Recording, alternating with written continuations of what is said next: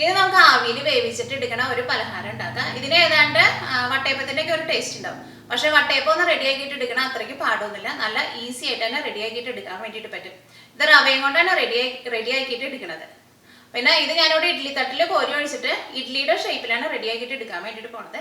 അപ്പോൾ നിങ്ങൾക്ക് ഇപ്പോൾ ഇഡ്ഡലിയുടെ ഷേപ്പ് വേണ്ട, വട്ടയപ്പത്തിൻ്റെ ഷേപ്പിൽ കുറച്ച് വലിയ അപ്പം പോലെ വേണമെന്നുണ്ടെങ്കിൽ അതേപോലെ സ്റ്റീലിൻ്റെ പ്ലേറ്റിൽ കോരി ഒഴിച്ചിട്ട് കുറച്ച് വലിയ അപ്പം പോലെ റെഡിയാക്കിയിട്ട് എടുക്കാൻ വേണ്ടിയിട്ട് പറ്റും.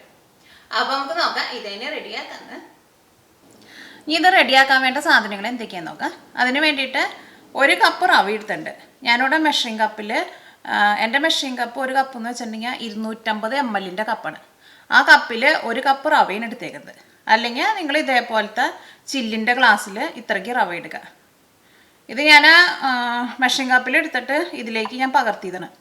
അപ്പോൾ ഈ ഗ്ലാസ് അങ്ങോട്ട് ശരിക്കാണ്ട് നിറഞ്ഞു നിൽക്കണില്ല, അതിൽ കുറച്ച് കുറവുണ്ട്. അപ്പോൾ നിങ്ങൾ ഏകദേശം ഒരളവിൽ ഇത്രയ്ക്ക് റവ എടുക്കുക. പിന്നെ വേണ്ടത് പാലാണ്. പാല് ഒന്നല്ലെങ്കിൽ പശുമ്പാലിൽ എടുക്കുക, അല്ലെങ്കിൽ തേങ്ങാപ്പാൽ എടുക്കുക. 2 പാലായിരുന്നാലും കുഴപ്പമില്ല. ഈ പാലും ഞാനിവിടെ റവ എന്തോരാണ് എടുക്കണേന്ന് വെച്ചിട്ടുണ്ടെങ്കിൽ അത്രയ്ക്ക് തന്നെ പാലെടുക്കുക. അത് പാലിപ്പോൾ തിളപ്പിച്ച പാലായിരുന്നാലും കുഴപ്പമില്ല, തിളപ്പിക്കാത്ത പാലായിരുന്നാലും കുഴപ്പമില്ല. ഈ തേങ്ങാപ്പാൽ വേണമെന്ന് വെച്ചിട്ടുണ്ടെങ്കിൽ തേങ്ങാപ്പാലും ചേർത്തിട്ട് റെഡിയാക്കിയിട്ട് എടുക്കുക. അപ്പോൾ ഞാനിവിടെ പശുമ്പാലിന് എടുത്തേക്കുന്നത്. പിന്നെ വേണ്ടത് ചോറാണ്. ചോറ് ഞാനിവിടെ 4 ടേബിൾ സ്പൂൺ ചോറ് എടുത്തിട്ടുണ്ട്. ഞാനിവിടെ വെള്ളച്ചോറാണ് എടുത്തേക്കുന്നത്. കാരണം വെള്ളച്ചോറ് ചേർക്കുമ്പോഴായിരിക്കും ഈ അപ്പത്തിന് നല്ലൊരു വെള്ള കളർ കിട്ടുക. അല്ലെങ്കിൽ ഇപ്പോൾ നമ്മൾ മറ്റേ കുത്തരിയുടെ ചോറ് ചേർത്താലും കുഴപ്പമില്ല, പക്ഷേ ആ കളർ അങ്ങോട്ട് ശരിക്കാണ്ട് നമുക്ക് കിട്ടില്ല. അപ്പോൾ ഇത് 4 ടേബിൾ സ്പൂൺ എടുക്കുക. പിന്നെ 2 ടേബിൾ സ്പൂൺ അധികം പുളിക്കാത്ത തൈര് എടുത്തിട്ടുണ്ട്. തൈരോ അല്ലെങ്കിൽ നമ്മൾ കടയിൽ നിന്ന് റെഡിമെയ്ഡായിട്ട് വാങ്ങണ യോഗട്ടായിരുന്നാലും കുഴപ്പമില്ല. പിന്നെ വേണ്ടത് പഞ്ചസാരയാണ്. പഞ്ചസാര ഞാനിതിലേക്ക് 6 ടേബിൾ സ്പൂൺ പഞ്ചസാരയാണ് ചേർക്കുന്നത്. 6 ടേബിൾ സ്പൂൺ പഞ്ചസാര ചേർത്തിട്ടുണ്ടെങ്കിൽ അത്യാവശ്യം നല്ല മധുരം ഉണ്ടാവും. അപ്പോൾ നിങ്ങൾക്ക് അത്രയ്ക്ക് മധുരം വേണ്ടാന്ന് വെച്ചിട്ടുണ്ടെങ്കിൽ ഒരു 5 ടേബിൾ സ്പൂൺ ചേർത്താലും കുഴപ്പമില്ല. പിന്നെ വേണ്ടത് തേങ്ങയാണ്. തേങ്ങ ഞാനിവിടെ ഇത്രയ്ക്ക് തേങ്ങയാണ് എടുത്തേക്കുന്നത്. അത് ഞാൻ ഇതിലേക്ക് ഇതെല്ലാം കൂടിയിട്ട് മിക്സ് ചെയ്യാൻ വേണ്ടിയിട്ട് തേങ്ങ ചേർക്കുമ്പോൾ പിടിക്കണക്കും കൂടിയിട്ട് പറയാം. അല്ലെങ്കിൽ തേങ്ങ നമ്മൾ ടേസ്റ്റിനനുസരിച്ചിട്ടൊന്ന് ചേർക്കുക. ഒരു ഏകദേശം അളവിൽ ഇത്രയ്ക്ക് തേങ്ങ എടുക്കുക. ഞാനിതിപ്പോൾ ഒരു തേങ്ങയുടെ ഒരു കാൽഭാഗത്തിൻ്റെ അടുത്ത് എടുത്തിട്ടുണ്ട്. അപ്പം ഞാനതൊരു പിടിക്കണക്ക് നിങ്ങൾ കാണിച്ചു തരാം. പിന്നെ ഇതിലേക്ക് 2 നുള്ളു ബേക്കിംഗ് സോഡ വേണം. ഇതിപ്പോൾ 2 നുള്ളു കൂടുതലുണ്ട് കേട്ടോ. അത് നിങ്ങൾ ഇടുമ്പോൾ 2 നുള്ളു മാത്രം ചേർത്താൽ മതി, കൂടുതൽ ചേർക്കണ്ട. പിന്നെ ഇതിലേക്ക് നിങ്ങൾക്ക് ഏലക്കായ വേണമെന്ന് വെച്ചിട്ടുണ്ടെങ്കിൽ ഏലക്കായ പൊടിച്ചിട്ട് ചേർക്കുക. പിന്നെ ഞാനിവിടെ കുറച്ച് കാഷ്യൂനട്ട് എടുത്തിട്ടുണ്ട്. ഇവിടെ ഇതേപോലത്തെ 8 കാഷ്യൂനട്ട് എടുത്തിട്ടുണ്ട്. ഇതും ഞാനിവിടെ നല്ല പൊടിയായിട്ട് കട്ട് ചെയ്തിട്ട് ഈ മിക്സിൻ്റെ കൂടെ ഒന്ന് മിക്സ് ചെയ്യുന്നുണ്ട്. അപ്പോൾ ഇതൊക്കെ നമ്മുടെ ടേസ്റ്റിനനുസരിച്ചിട്ടാണ് നമ്മൾ ചേർക്കുന്നത്. ഇതിപ്പോൾ കാഷ്യൂനട്ട് ഇല്ലയെന്ന് വെച്ചിട്ടുണ്ടെങ്കിൽ കാഷ്യൂനട്ട് ചേർത്തില്ലെങ്കിലും കുഴപ്പമില്ല. അതിപ്പോൾ വറുത്ത കാഷ്യൂനട്ടായിരുന്നാലും കുഴപ്പമില്ല, വറുക്കാത്തതായിരുന്നാലും കുഴപ്പമില്ല. ഈ നമ്മുടെ ഈ അപ്പത്തിൻ്റെ മുകളിൽ ഗാർണിഷ് ചെയ്യാൻ വേണ്ടിയിട്ട് ഞാനിവിടെ കുറച്ച് ഉണക്കമുന്തിരി എടുത്തിട്ടുണ്ട്. അപ്പോൾ ഇത്രയ്ക്ക് സാധനങ്ങളാണ് ഇത് റെഡിയാക്കാൻ വേണ്ടിയിട്ട് വേണ്ടത്. ഇതിലേക്ക് 1 കപ്പ് റവ ചേർക്കാം. ഈ 1 കപ്പ് റവ എന്ന് വെച്ചിട്ടുണ്ടെങ്കിൽ നമ്മളിപ്പോൾ ഗ്രാമിൽ അളക്കാന്ന് വെച്ചിട്ടുണ്ടെങ്കിൽ 190 ഗ്രാം ഉണ്ടാവും.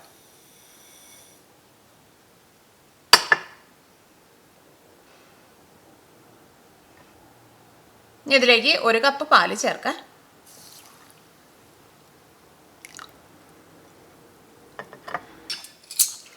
ഇതിലേക്ക് 4 ടേബിൾ സ്പൂൺ ചോറ് ചേർക്കാം. ഞാനിവിടെ ഇതേപോലെ ഇങ്ങനെ ടേബിൾ സ്പൂണിൽ ഇതേപോലെ ഇങ്ങനെ നിറച്ചെടുക്കുന്നുണ്ട്.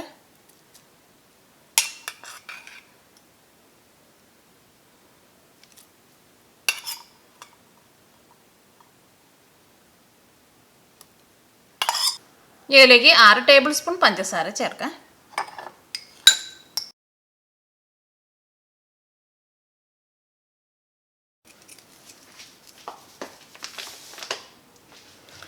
ഈ 2 ടേബിൾ സ്പൂൺ തൈര് ചേർക്കാം.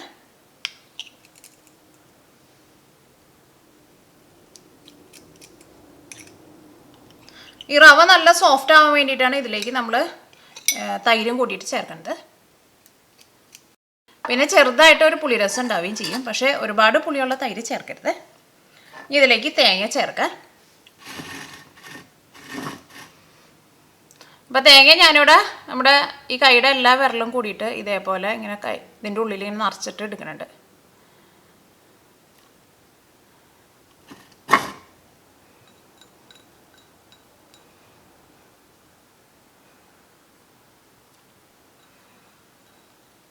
ഞാനിവിടെ അതേപോലത്തെ ഒരു 3-3.25 പിടി തേങ്ങയാണ് ചേർത്തേക്കുന്നത്. അല്ലെങ്കിൽ തേങ്ങ ഇപ്പോൾ കുറച്ച് കൂടിയാലും കുറഞ്ഞാലും ഒന്നും കുഴപ്പമില്ല, നമ്മുടെ ടേസ്റ്റിനനുസരിച്ചിട്ട് ചേർത്ത് കൊടുക്കുക. ഇനി ഇതിലേക്ക് 1/2 ടീസ്പൂൺ ഉപ്പ് ചേർക്കുക. ഉപ്പ് നല്ല കറക്റ്റ് പാകത്തിന് ചേർക്കണം, അപ്പോഴായിരിക്കും കഴിക്കാൻ വേണ്ടിയിട്ട് നല്ല ടേസ്റ്റ് ഉണ്ടാവുക.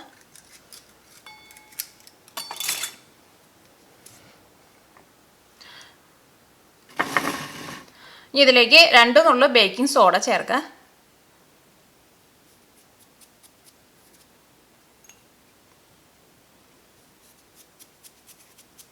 ആ ബേക്കിംഗ് സോഡ നമ്മൾ എടുക്കുമ്പോൾ ചിലപ്പോൾ നമ്മളിപ്പോൾ വാങ്ങിച്ചു വെച്ചിട്ട് കുറച്ചധികം നാളൊക്കെ ആയിട്ടുണ്ടെന്നുണ്ടെങ്കിൽ അത് അത്രയ്ക്ക് അങ്ങോട്ട് ഇതിൻ്റെ കൂടെ അങ്ങോട്ട് ചേർക്കുമ്പോൾ അത്രയ്ക്ക് അങ്ങോട്ട് അതങ്ങോട്ട് വർക്ക് ചെയ്യില്ല. കാരണം എക്സ്പയറി ഡേറ്റ് കൂടുതലുണ്ടെന്ന് വെച്ചിട്ടുണ്ടെങ്കിലും ഈ ബേക്കിംഗ് സോഡയൊക്കെ തുറന്നു കഴിഞ്ഞിട്ടുണ്ടെങ്കിൽ ഒരു 6-7 മാസമൊക്കെ കഴിഞ്ഞിട്ടുണ്ടെങ്കിൽ പിന്നെ അത് അത്രയ്ക്ക് അങ്ങോട്ട് നല്ലതായിരിക്കില്ല.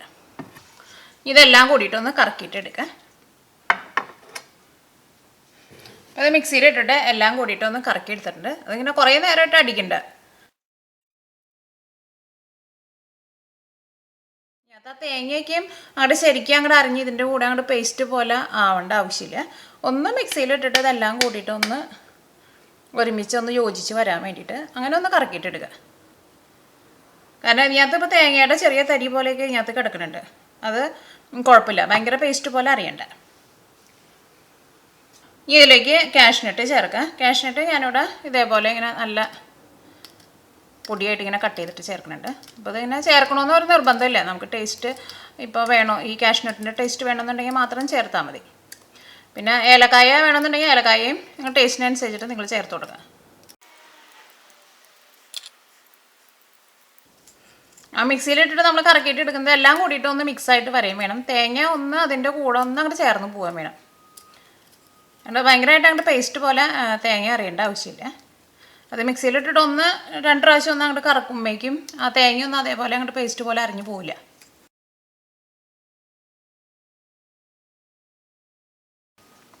ഇതെല്ലാം കൂടിയിട്ടൊന്ന് മിക്സ് ചെയ്യുക.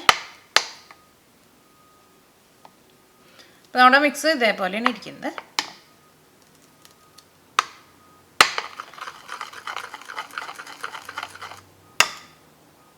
ഇതൊരു 5 മിനിറ്റ് ഇതൊന്ന് റെസ്റ്റ് ചെയ്യാൻ വേണ്ടിയിട്ട് വെക്കാം. അപ്പോൾ ഇതിനകത്തിപ്പോൾ തേങ്ങയുടെ തരി ആയിരുന്നാലും നമ്മളിപ്പോൾ കയ്യിലെടുത്തിട്ട് ഇങ്ങനെ നോക്കുമ്പോൾ ഇങ്ങനെ ചെറുതായിട്ട് ഇങ്ങനെ തരി പോലെയുണ്ട്, അത് അതേപോലെ ഇങ്ങനെ ഇരുന്നോട്ടെ. എല്ലാം കൂടിയിട്ട് ഭയങ്കര പേസ്റ്റ് പോലെ ആവണ്ട. അപ്പോൾ അതിന് അപ്പത്തിൻ്റെ ഉള്ളിൽ അങ്ങോട്ട് അത്രയ്ക്ക് അങ്ങോട്ട് സോഫ്റ്റ് ആയിട്ടിരിക്കില്ല. അപ്പോൾ ഇത് 5 മിനിറ്റ് റെസ്റ്റ് ചെയ്യാൻ വേണ്ടിയിട്ട് നീക്കി വയ്ക്കാം. അപ്പോൾ ഇതെല്ലാം കൂടിയിട്ട് മിക്സ് ചെയ്തിട്ട് ഒരു 5 മിനിറ്റ് റെസ്റ്റ് ചെയ്യാൻ വേണ്ടിയിട്ട് വെച്ചിട്ടുണ്ടായിരുന്നു. അപ്പോൾ ഇതേപോലെ ഇങ്ങനെ ഒന്ന് തിക്കായിട്ട് വന്നിട്ടുണ്ട്. ഇതിലേക്ക് 1 ടീസ്പൂൺ ഓയിൽ ചേർക്കുക. അത് നമുക്ക് ഇഷ്ടമുള്ള ടൈപ്പ് ഓയിൽ ചേർക്കുക.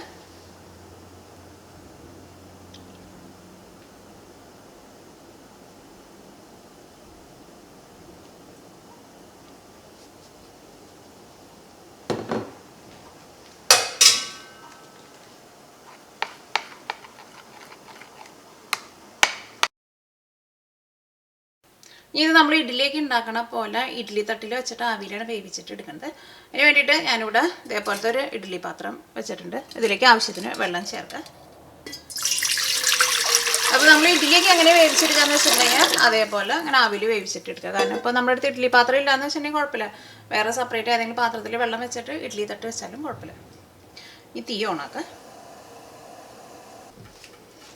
ഈ തട്ടിൽ കുറച്ച് ഓയിലൊന്ന് തൂത്ത് കൊടുക്കുക.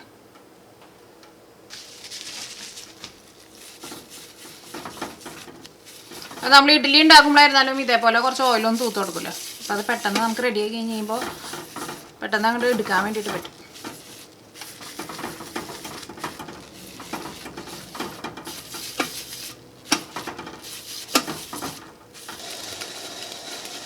അപ്പോൾ വെള്ളം നന്നായിട്ട് തിളച്ചിട്ടുണ്ട്. ഇനി ഇതിലേക്ക് മാവ് ഒഴിക്കുക. നമ്മൾ ഇഡ്ഡലി മാവൊക്കെ ഒഴിക്കുന്ന പോലെ തന്നെ.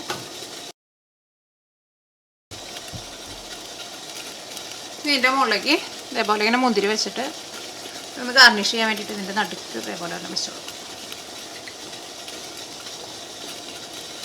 നിങ്ങൾക്ക് മുന്തിരിക്ക് പകരം ഇപ്പോൾ കാഷ്നട്ടോ അല്ലെങ്കിൽ ബദാമോ എന്ത് വേണമെങ്കിലും വയ്ക്കാം. ഇതാകുമ്പോൾ കാണാൻ വേണ്ടിയിട്ട് കുറച്ചും കൂടി നല്ല ഭംഗി വയ്ക്കും.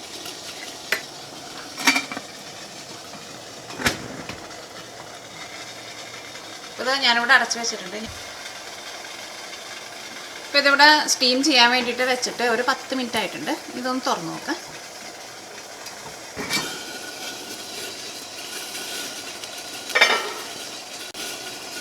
ഇതിൻ്റെ സെൻറ്ററിൽ ഒരു ടൂത്ത് പിക്ക് വെച്ചിട്ട് ഒന്ന് കുത്തി നോക്കാം. അപ്പോൾ അത് ക്ലീനായിട്ട് വരണുണ്ടെങ്കിൽ അത് വെന്തിട്ടുണ്ടാവും. ഇത് റെഡിയായി കിട്ടാൻ വേണ്ടിയിട്ട് ഒരു 10 മിനിറ്റ് ഇതിൻ്റെ ഉള്ളിൽ നിന്ന് നന്നായിട്ടൊന്ന് ആവി വന്നാൽ മതി. ഇപ്പോൾ ഇത് റെഡി ആയിട്ടുണ്ട്.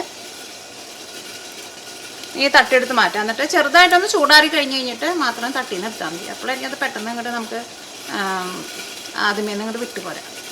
അപ്പോൾ ഈ ബാക്കിയുള്ളതും ഇതേപോലെ തന്നെ നമുക്ക് റെഡിയാക്കിയിട്ട് എടുക്കണം.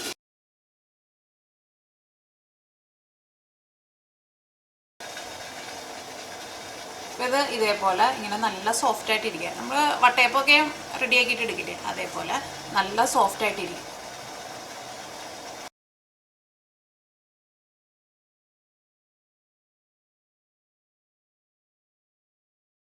നമ്മുടെ ആവിയിൽ വേവിച്ചെടുത്തേക്കണ പലഹാരം റെഡി ആയിട്ടുണ്ട്.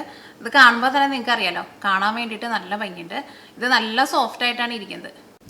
ഇതെൻ്റെ മനസ്സിൽ ഇതേപോലെ ഒരു ഐഡിയ വന്നു കഴിഞ്ഞപ്പോൾ ഞാനിങ്ങനെ ട്രൈ ചെയ്ത് കഴിഞ്ഞപ്പോൾ എനിക്ക് നല്ല ഇഷ്ടമായി. കാരണം വട്ടയപ്പത്തിനേക്കാളും നല്ല ടേസ്റ്റ് ഉണ്ട് ഇതിന്.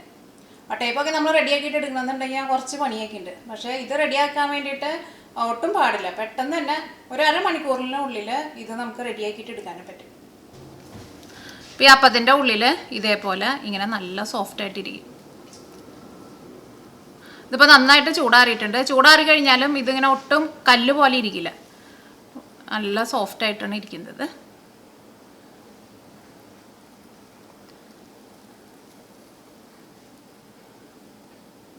എൻ്റെ മനസ്സിൽ ഇങ്ങനെ ഒരു ഐഡിയ വന്നു കഴിഞ്ഞപ്പോൾ ഞാൻ ട്രൈ ചെയ്തു. അപ്പോൾ എനിക്ക് നല്ല ഇഷ്ടമായി അതിൻ്റെ ടേസ്റ്റ്. പിന്നെ അത് റെഡി ആക്കിയിട്ട് എടുക്കാനായിരുന്നാലും നമ്മൾ വട്ടയപ്പൊക്കെ ഉണ്ടാക്കണ അത്രയ്ക്ക് പാടൊന്നുമില്ലല്ലോ. പെട്ടെന്ന് തന്നെ ഇത് നമുക്ക് റെഡി ആക്കിയിട്ട് എടുക്കാനും പറ്റും.